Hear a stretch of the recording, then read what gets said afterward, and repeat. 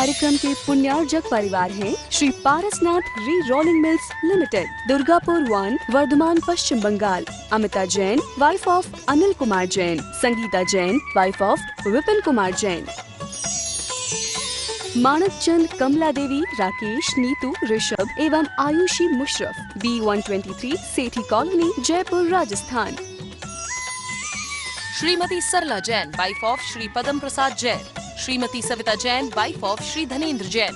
Anshul Jain, Parul Jain, Jain store, Patparganj, Delhi. Ram Ratan, Ratni देवी पाटनी। प्रकाश चंद, सारिका पाटनी। प्राची जैन, कीर्तिश जैन एवं समस्त पाटनी परिवार। मेड़ता सिटी, जिला नागौर, राजस्थान। दिवंगत श्री मोहन लाल जी पाटनी कलकत्ता की पावन स्मृति में सौभाग्यमल राजकुमारी, सुनील, संगीता, साहिल, प्रज्ञा एवं उत्सव कलकत्ता, टीकम सुशीला, नवनीत अनामिका, विकास श्वेता एवं सिद्धांत बेंगलोर, बाबूलाल शकुंतला कलकत्ता, अरविंद रेणु एवं यशवर्धन बेंगलोर। जय जिनेन्द्र यस्य स्वयं स्वभावाप्ति प्रभावे कृष्ण कर्मणः तस्मै संज्ञान रूपाय नमोस्तु परमात्मने। पंच परमेष्ठी भगवान की जय। आत्मा के स्वरूप के चिंतन की बात चल रही है। पहली ज्ञानशाला में ये बताया था चिंतन कैसे करें।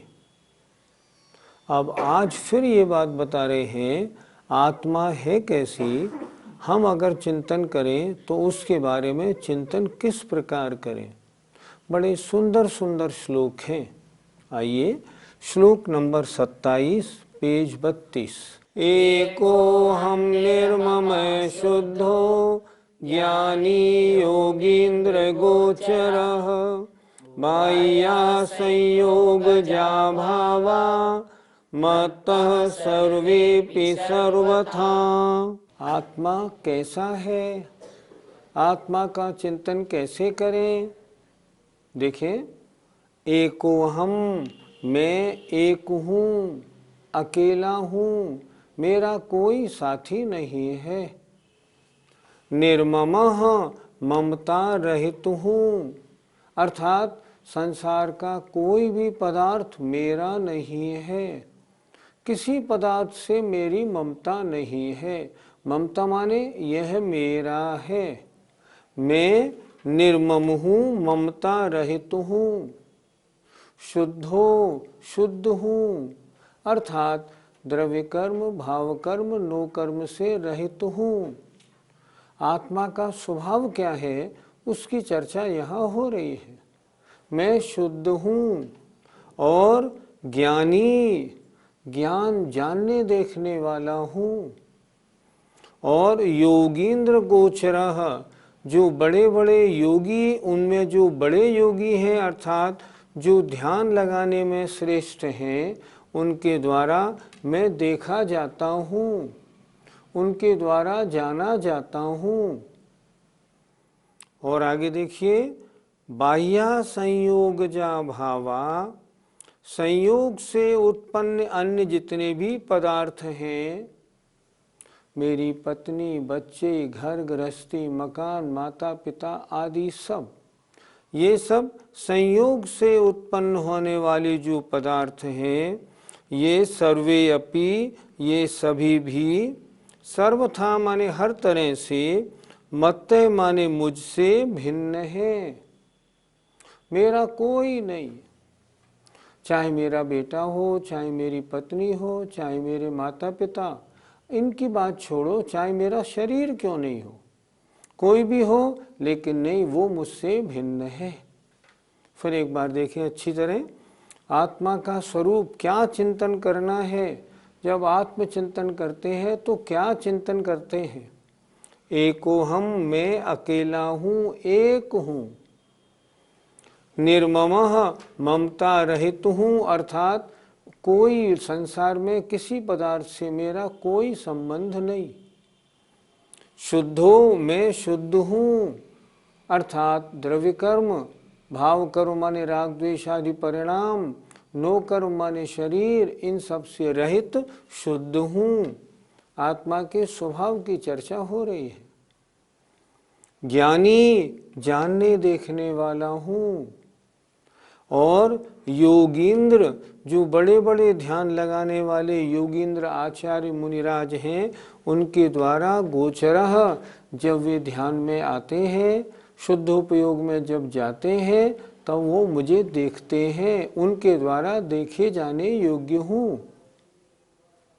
और जितने भी संयोग से उत्पन्न होने वाले पदार्थ हैं, मेरा मकान, मेरा व्यापार, रुपया पैसा, शरीर आदि सब, जितने भी संयोग से उत्पन्न होने वाले भी पदार्थ हैं, सारे के सारे, ये सभी भी सर्वथा माने हर तरह से, इन ऑल रेस्पेक्ट, मुझसे भिन्न हैं। किसी का मुझसे किसी प्रकार का कोई संबंध नहीं है। मैंने माना शरीर हमेशा मेरे साथ रहता है, फिर भी ये पुद्गल है, मैं चेतन हूँ, मुझसे बिल्कुल भिन्न है। इस प्रकार आत्मा का चिंतन किया जाता है। जितने भी ये शरीर आदि बहिरंग पदार्थ हैं, क्या इनसे मेरा कोई संबंध नहीं है? चर्चा शास्त्रों में दो तरह से होती है, एक निश्चय से और एक व्यवहारने से। निश्चय ने आत्मा के या द्रव्य के शुद्ध स्वरूप की बात करता है, और व्यवहार ने उसके पर्याय की, उसकी वर्तमान अवस्था की बात करता है। अगर निश्चय की अपेक्षा देखें तो ये जो अभी कहा है आचार्य ने, बिल्कुल यही है निश्चय का वर्णन। मेरा कोई नहीं, किसी पदार्थ से मेरा कोई संबंध नहीं। अब प्रश्न उठता है, क्या मेरा बेटा नहीं है? व्यवहार ने कहता है, तुमसे उत्पन्न हुआ है इसलिए तुम्हारा कहा जाता है। व्यवहारने से तो है, पर निश्चय से वास्तव में बिल्कुल किसी से कोई वास्ता नहीं। व्यवहार ने अशुद्ध अवस्था की बात करता है, जब तक मेरी अशुद्ध संसारी अवस्था है तब तक मेरा इससे संबंध है, क्योंकि ये मुझसे उत्पन्न हुआ है, मेरा बेटा है। लेकिन वास्तव में निश्चय से देखा जाए, मैं अकेला हूँ, मेरा किसी से कोई संबंध नहीं। हमेशा जब भी कोई वर्णन सुने तब नए का भी विचार रखना चाहिए कि ये किस नए से कहा गया। हम यहाँ से घर जाएं या हम दुकान जाएं तो क्या हम दूसरे की दुकान पे जाते हैं या अपनी दुकान पे जाते हैं? अपनी पर ही जाते हैं। उसी का ताला खोलते हैं, उसी का खोलते हैं। दिन भर उसी पर बैठते हैं, उसी पर बैठते हैं। क्यों बैठते हैं? क्योंकि व्यवहारने से वह मेरी दुकान है। तो व्यवहार ने झूठा है या सच्चा? व्यवहार ने पर्याय की अपेक्षा सच्चा है, द्रव्य की अपेक्षा झूठा है। निश्चय ने पर्याय की अपेक्षा सही नहीं है, द्रव्य की अपेक्षा सही है। अगर कोई कहेगा ये मकान आपका है, हाँ मैंने बनवाया है इसलिए मेरा है, पर वास्तव में मकान तो जड़ है, मैं चेतन हूँ। जो दोनों बातों को समझता है वही व्यवहार में कुशल हो सकता है, उसी का नाम ज्ञानी है। पंडित जी, हमारी आत्मा तो शरीर के साथ रहती है, फिर आपने अकेली क्यों कहा, एको हम क्यों कहा? आपने हमारा पहला वाला उत्तर नहीं सुना। हमने पहले क्या कहा था? निश्चय से मैं अकेला हूँ, शरीर से भी मेरा कोई संबंध नहीं, पर व्यवहारने से शरीर मेरा है, शरीर से मेरा संबंध है। निश्चय ने और व्यवहारने को जो जानते हैं उनको ऐसी भ्रांति नहीं होती। तो मैं शरीर के साथ रहता हूँ पर्याय दृष्टि से, लेकिन निश्चय से वास्तविकता अगर देखी जाए, शुद्ध आत्मा की बात करें, मेरे आत्मा का शुद्ध स्वरूप कैसा है? मैं किसी के साथ नहीं रहता, मैं तो सिद्धों जैसा हूँ।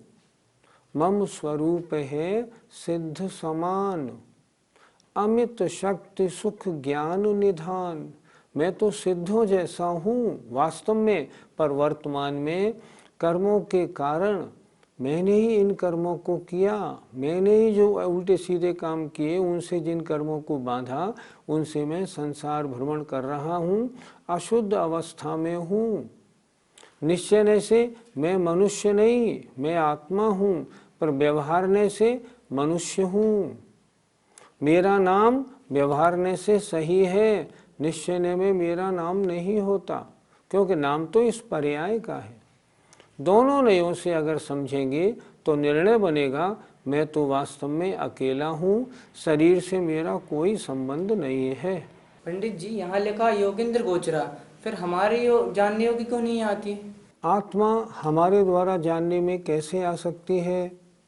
जो बड़े बड़े योगी राज हैं, जो शुद्धोपयोग में आत्मचिंतन करते हैं, आत्मदर्शन करते हैं, उनके द्वारा यह आत्मा देखने में आती है, हमारे द्वारा देखने में नहीं आती। इसलिए यहाँ लिखा गया योगींद्र गोचरः।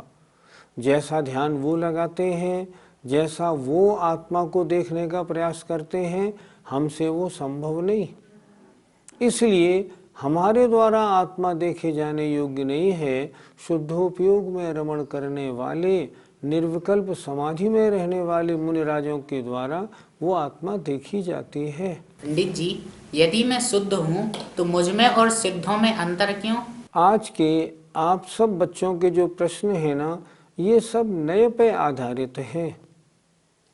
आपने कहा जब मैं शुद्ध हूँ तो मुझमें सिद्धों में अंतर क्यों? निश्चय से आप सिद्धों जैसे हैं, पर व्यवहारने से नहीं। व्यवहारने से आप संसारी हैं, वो मुक्त हैं, बहुत अंतर है। एक रुमाल नया आया है, धुला हुआ रखा है, एक रुमाल दिन भर पसीने पहुँचने से गंदा हो गया है। दोनों रुमाल एक ही दिन खरीदे थे, एक से ही हैं, लेकिन क्या इस समय एक से माने जाएंगे? नहीं। कब माने जाएंगे? जब मैल लगे हुए रुमाल का मैल धुल जाएगा, फिर एक से हो जाएंगे। आप सिद्धों जैसे हैं, आपको करना क्या है? आपकी आत्मा के साथ जो कर्म रूपी मैल लगा है, तप के द्वारा उसको नष्ट कर दो, निर्जरा करा दो और मुक्त अवस्था प्राप्त कर लो। आप भी सिद्धों जैसे हैं, सिद्धों में ऊपर सिद्धालय में जाके विराजमान हो जाएंगे। मेरा स्वरूप ऐसा है, मैं वास्तव में इन रियल सेंस तो सिद्धों जैसा हूँ वास्तव में, लेकिन वर्तमान में राग द्वेष आदि के कारण संसारी अवस्था प्राप्त हो गई है, इसलिए मैला हूँ। ये चिंतन रखना चाहिए। शिष्य कहता है, महाराज हम संसारी जीवों को जितने ये संयोग मिले हैं, इनके कारण बड़ी व्यथाएं रहती हैं, फिर हम क्या करें? ज्ञानी को क्या करना चाहिए? तब आचार्य ने अगला श्लोक लिखा, देखें श्लोक नंबर 28। दुख संदोह भागित्वं संयोगादिह देहिनां त्यजाम्येनं ततः सर्वं मनोवाकाय कर्मभिः। दुख संदोह भागित्वम, दुखों के संदोह माने समूह का भागीपना, मतलब इनका भोगना।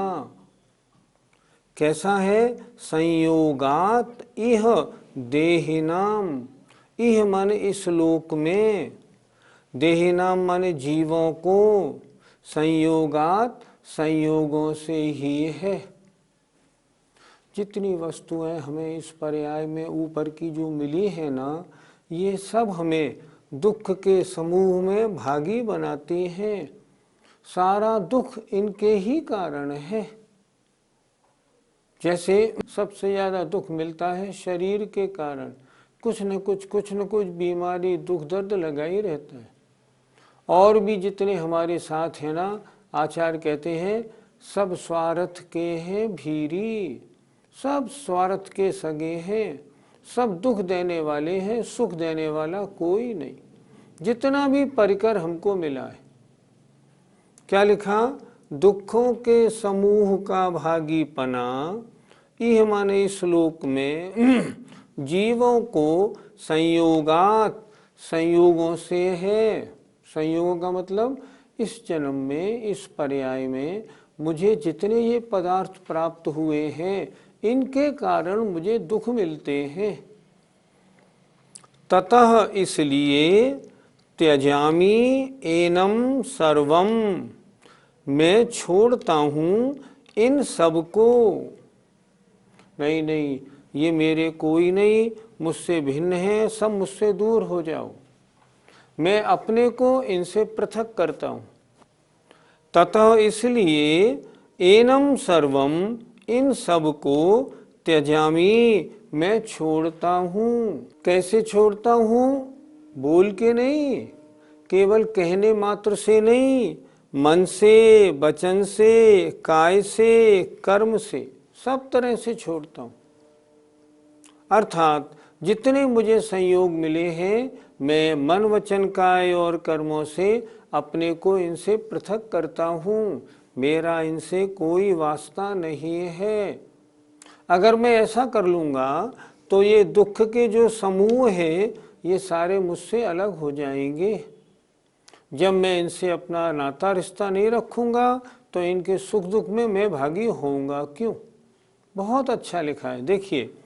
दुख के समूह का भागीपना यह माने श्लोक में जीवों को संयोगों से है। ततः इसलिए मैं एनम सर्वम, इन सब को त्यजामि, छोड़ता हूँ, मन से, वचन से, काय से और कर्म के द्वारा अपने से बिल्कुल पृथक करता हूँ। इनसे मेरा कोई संबंध नहीं। जब मैं इनको पृथक कर दूंगा तो इनका जो भी सुख दुख है उससे मुझे सुख दुख नहीं होगा। संयोगी वस्तुओं से सुख दुख कैसा? मैं ऐसे बहुत से व्यक्तियों को जानता हूँ जिन्होंने अपनी शादी नहीं की और जो बड़े आराम से अपना जीवन धर्म ध्यान में गुजार रहे हैं। अब मैं सोचूं, ये इतने आराम से धर्म ध्यान कैसे कर रहे हैं? इसका कारण क्या है? उन्होंने संयोगों को नहीं पाला। पहले शादी करो, फिर बच्चों की देखभाल करो।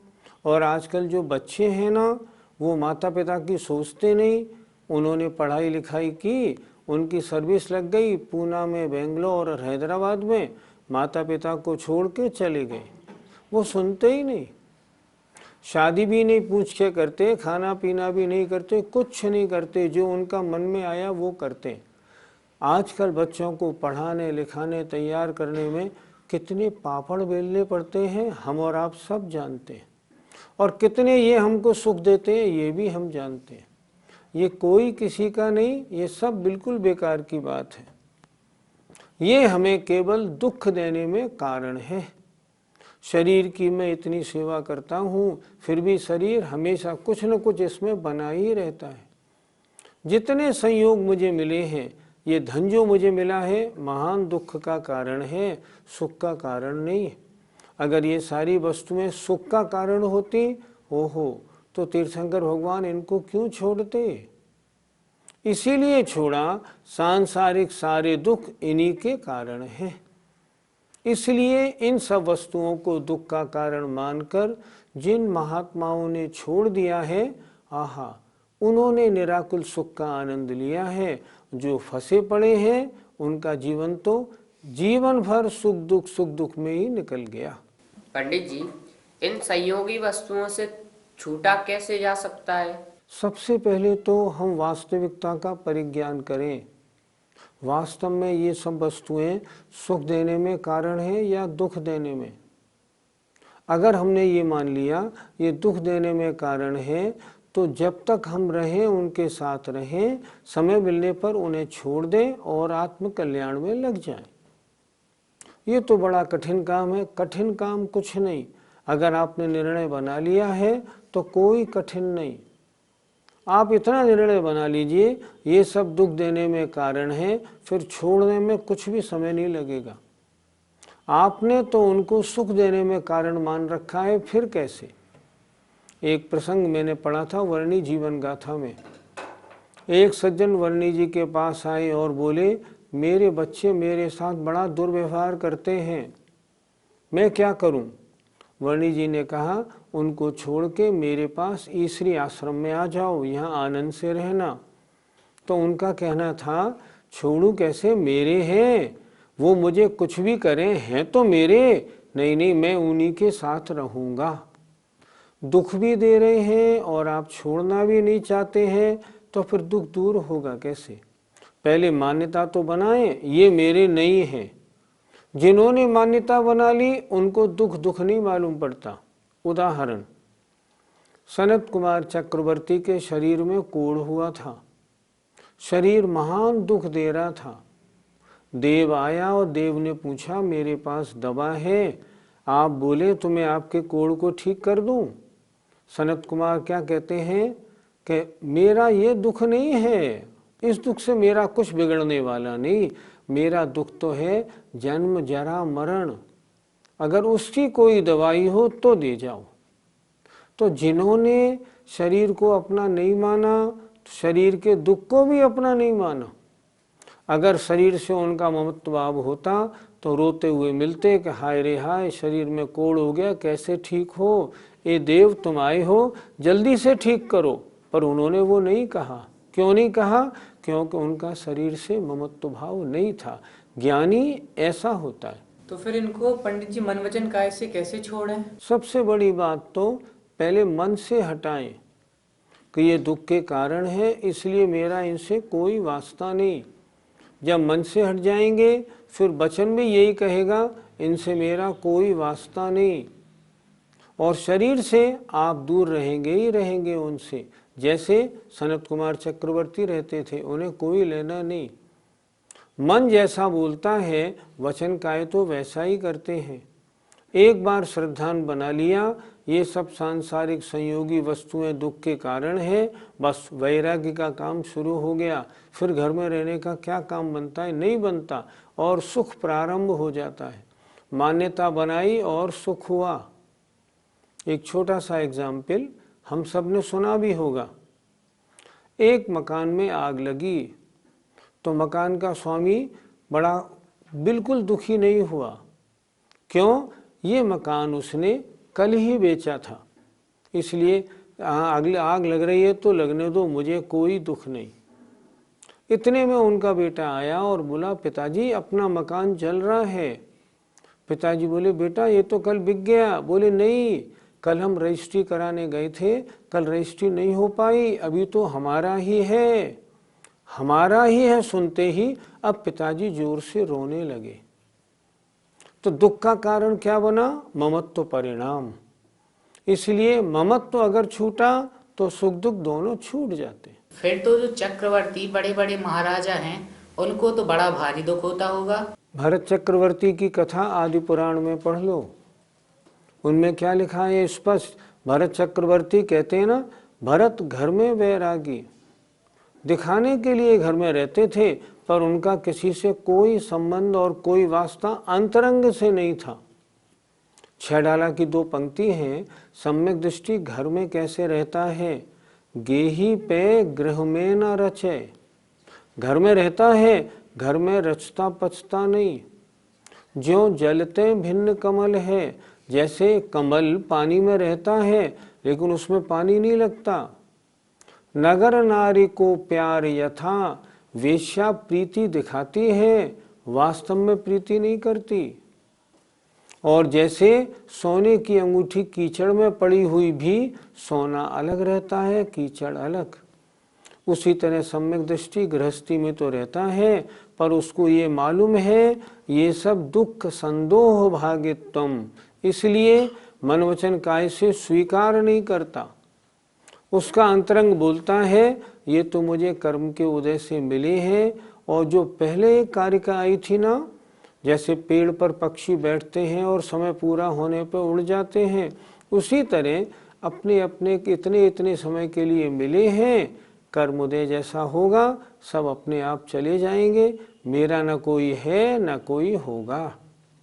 और उनकी ये मान्यता बड़े सुख की कारण होती है। हम क्या करें?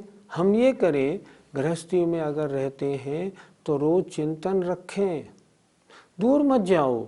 इष्टोपदेश की इस कारिका को याद रखना है। कि जितने संयोग मिले हैं ये सब दुख के कारण है, इसलिए मैं मन वचन काय से इन्हें छोड़ता हूँ। अगर ये गारिका आपने याद कर ली और ऐसा अपना मन बना लिया, आप स्वयं अनुभव करना, आपका दुख रंच मात्र रह जाएगा, सब चला जाएगा। ये सुख प्राप्त करने का एक कुंजी है, ऐसा हमें बनना चाहिए। जय जिनेंद्र। इस कार्यक्रम के पुण्यार्जक परिवार हैं Shri Parasnath re rolling mills limited, Durgapur 1, Bardhaman, Paschim Bangal. Amita Jain, wife of Anil Kumar Jain. Sangeeta Jain, wife of Vipin Kumar Jain. Manak Chand, Kamla Devi, Rakesh, Neetu, Rishabh एवं Ayushi Musharraf, B123 Sethi colony, Jaipur, Rajasthan. Shrimati Sarla Jain, wife of Shri Padam Prasad Jain. Shrimati Savita Jain, wife of Shri Dhanendra Jain. Anshul Jain, Parul Jain, Jain store, Patparganj, Delhi. Ram Ratan, Ratni देवी पाटनी। प्रकाश चंद्र, सारिका पाटनी। प्राची जैन, कीर्तिश जैन एवं समस्त पाटनी परिवार, मेड़ता सिटी, जिला नागौर, राजस्थान। दिवंगत श्री मोहन लाल जी पाटनी कलकत्ता की पावन स्मृति में सौभाग्यमल राजकुमारी, सुनील संगीता, साहिल प्रज्ञा एवं उत्सव कलकत्ता, टीकम सुशीला, नवनीत अनामिका, विकास श्वेता एवं सिद्धांत बेंगलोर, बाबूलाल शकुंतला कलकत्ता, अरविंद रेणु एवं यशवर्धन बेंगलोर।